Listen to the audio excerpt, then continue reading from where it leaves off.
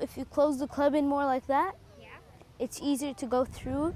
12-year-old Zubair Mohammed is giving golf tips to younger students, part of an after-school program called Pro Kids. Made it in the circle, though. Nice one, though. It's had him out at the links 6 days a week for 4 years. He says he's also learned some life skills along the way, especially patience and persistence. Because, honestly, you can't give up on anything, and at the same time, you have to be patient, because you can't rush to things, you know? Zubair recently wrote a report for Pro Kids about how golf is becoming a more inclusive sport. In the old times, mostly rich people and wealthy people wanted to play and said that other people, the common people, could not play. That wasn't right, says Zubair. Why couldn't kids like him, whose parents are from Somalia, also enjoy golf? In 1994, Pro Kids was founded by Ernie Wright, an African-American caddy, with that idea in mind. He wanted to teach golf to disadvantaged youth while also connecting them with academic tutors, scholarships, and trips to pro golf tournaments. He fixed up a rundown golf course in City Heights. That's where Zubair plays, and his game is getting pretty good, scoring 45 or less for 9 holes. Now it's a sport for anyone. The program helped inspire First Tee, an international version that operates under the same principles. Pro Kids became a chapter.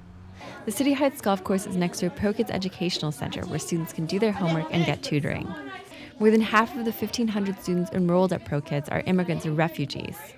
Zubair's mom, Maha Hussein, is a Somali war refugee. She says Pro Kids has transformed her son. My son, he was choppy, he was frustrated after school sitting home. Now he is a very handsome boy. Hussein says her son has lost weight since playing golf daily. She also likes that Pro Kids offers her son some structure while she's working 56-hour weeks as an elderly care provider.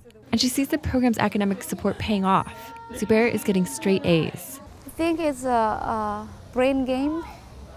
I don't know how it works. But since the kids play now, I felt like they achieving more each side. They've become very smart. Keith Paget runs the Pro Kids program and has a theory about why it works. He says children learn geometry and physics on the golf course. It's all about angles. Your swing is an arc. We have kids learning how different surfaces affect the rolling of the ball. Paget also says golf is the only sport where players must call penalties on themselves. That ball moves and you take a penalty. You call it on yourself. You don't need somebody over here to say you just violated a rule. You're supposed to report that. He says the program operates on a point system in which kids have to earn points to buy golf gear and go on trips. To play golf, they have to get good grades. They have to be good citizens. They have to mentor other kids. Nasteho Ali, a 5th grader whose parents are also from Somalia, recently did her homework at Pro Kids at what's called the Homework Club.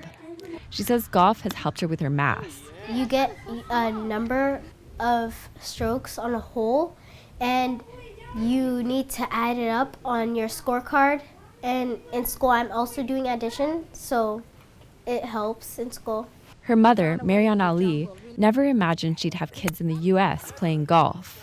Oh my God, I didn't know anything about golf. When Marianne first ran away from her home to escape the Civil War, she hid in the jungle, eating mud and grass to survive.